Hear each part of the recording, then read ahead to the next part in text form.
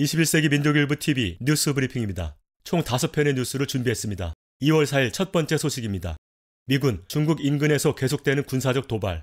최근 서태평양과 남중국해 등 해상에서 연일 군사훈련을 벌이는 미군이 이번에는 중국의 방공식별구역을 침범하는 등 공중에서도 군사적 도발을 이어가고 있다. 일명 코브라볼로 불리는 미 공군 RC-135S 정찰기가 3일 중국 교동반도 인근에서 포착됐다. 이 항공기를 지원하기 위해 미군 공중급유기도 서해상에 함께 출현했다. RC-135S 정찰기는 오키나와 인근에서 이륙하여 동중국해 방공식별구역을 통과한 후 서해까지 날아들었고 중국의 교동반도 인근을 선회했다. 이 정찰기는 적외선 센서, 광학 카메라, 첨단 통신 설비를 갖추고 있으며 탄도미사일 발사 징후와 궤적을 추적할 수 있다. 한편 이를 미국 매체 성조기에 따르면 B-52H 전략폭격기 4대로 구성된 편대가 최근 괌 앤더슨 공군기지에 도착했다. 미 공군은 박스데일 공군기지에 있는 96번째 폭격중대의 B-52H 전략폭격기는 인도 태평양 지역의 통합작전을 위해 설계됐다고 밝힌 바 있다. 우첸 중국 국방부 대변인은 미국이 최근 중국을 지속적으로 도발하고 있다면서 우리의 평화적 요구를 무시하지 말라고 경고했다. 우첸 대변인은 이어 중국군은 국가주권, 안보, 개발 이익을 단호히 지키고 세계와 지역의 평화와 안정을 수호할 것이라면서 일부 미국 정치인들이 현실을 직시하고 도발 중단과 중미 군사적 관계 개선에 나서라고 촉구했다. 다음 소식입니다. 이란 자국 기술로 우주발사체 발사 성공.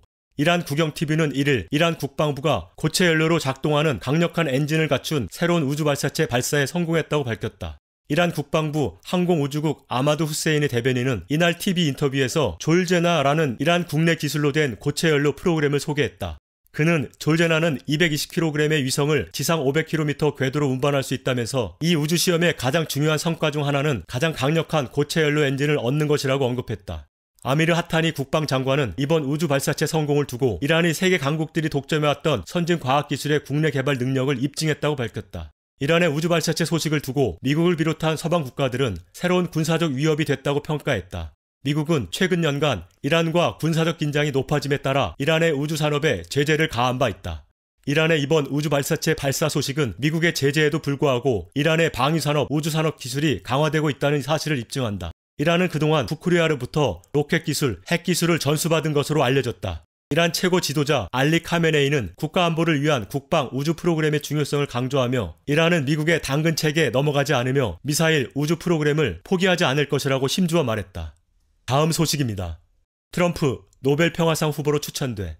지난 1일 미 정치 전문 매체 에포크 타임스가 트럼프 전 대통령이 2021 노벨 평화상 후보로 지명됐다고 전했다. 트럼프 전 대통령은 2018년에도 역사상 첫 북미 정상회담 개최 등을 이유로 노벨 평화상 후보로 추천된 바 있다. 자크 메디슨 유럽의회 에스토니아 의원은 이날 자신의 소셜미디어에 트럼프는 30년 만에 재임 기간 동안 전쟁을 일으키지 않은 첫 번째 미국 대통령이라면서 중동 지역의 안정과 평화를 제공하는 데 도움되는 평화협정에 서명했다고 추천 사유를 밝혔다.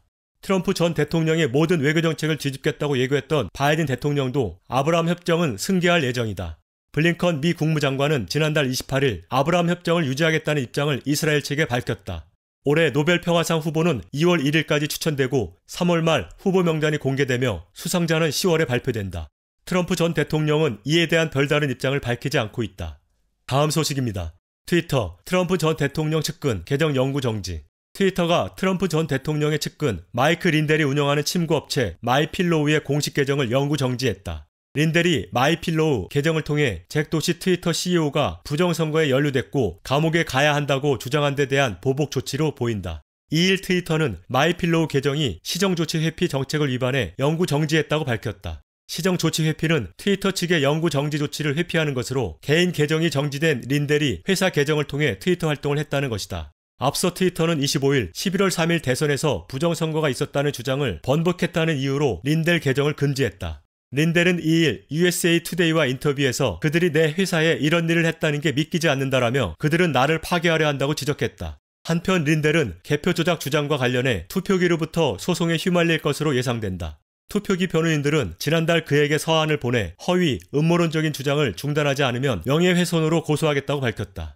마지막 소식입니다. 플로리다 주지사 빅테크 검열 제재 법안 공포. 트럼프 전 대통령의 측근인 마이크 린델의 개인 사업 트위터 계정이 영구 정지된 가운데 플로리다 주지사가 빅테크 검열을 제재하는 새 법안을 공포해 주목을 받고 있다. 론 드산티스 주지사는 2일 페이스북, 트위터, 구글 등을 강도 높게 비판하면서 빅테크가 선거 기간에 벌이는 불법 행위를 처벌하겠다고 발표했다. 론 드산티스 주지사는 자유를 제공했던 중립 플랫폼이 변질되면서 선거에 결정적 역할을 제공했고 빅테크 카르텔이 미국민들에게 부정적 영향을 끼쳤다라며 빅테크 간섭으로부터 자유롭게 선거에 참여할 수 있어야 한다. 더 이상 플로리다에서 제멋대로 행동하지 않을 것이다 라고 경고했다.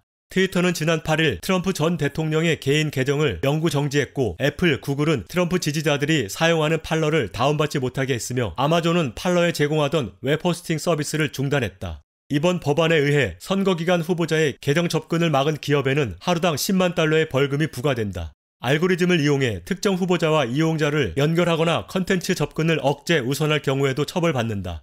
한편 페이스북, 트위터, 구글은 이번 법안에 대한 논평 요청에 답하지 않았다. 2월 4일 뉴스 브리핑 마칩니다.